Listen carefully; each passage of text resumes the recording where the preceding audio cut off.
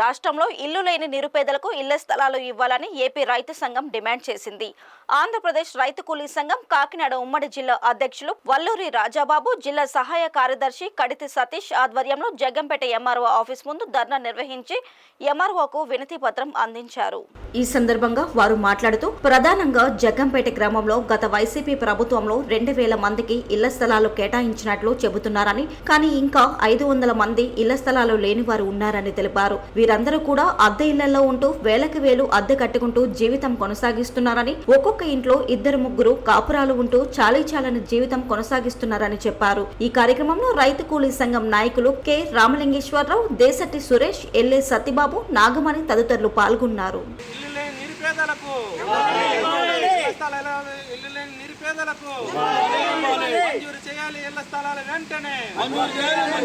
ప్రధానంగా గత ప్రభుత్వంలో జగనన్న కాలనీలో ఇల్లు లేని నిరుపేదలకు ఇళ్ల స్థలాలు ఇస్తామని వేలాది మందికి ఇక్కడ ఇంచుమించు 2-3 వేల మందికి ఇళ్ల స్థలాలు ఇచ్చామని చెప్పుకున్నారు గత ప్రభుత్వంలో.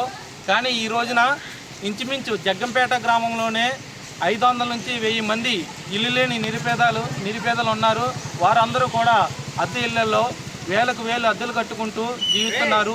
పైగా ఒక్కొక్క ఇంట్లో 2-3 కాపురాలు ఉంటున్నారు. చాలా ఇబ్బందికరంగా ఉంటున్నారు. మరి ప్రజెంట్ అధిక మెజారిటీతో పొత్తులో భాగంగా అధికారంలోకి వచ్చిన తెలుగుదేశం ప్రభుత్వం, రాజకీయ నాయకులు ఇక్కడ స్పందించి, ఎమ్మెల్యే గారు స్పందించి, అధికారులు స్పందించి వెంటనే ఇల్లు లేని నిరుపేదలకు ఎంతమంది ఉన్నారో అంతమందికి కూడా ఇళ్ల స్థలాలు ఇచ్చి వారి జీవితాల్లో వెలుగులు నింపాలని మేము ప్రధానంగా డిమాండ్ చేస్తున్నాం.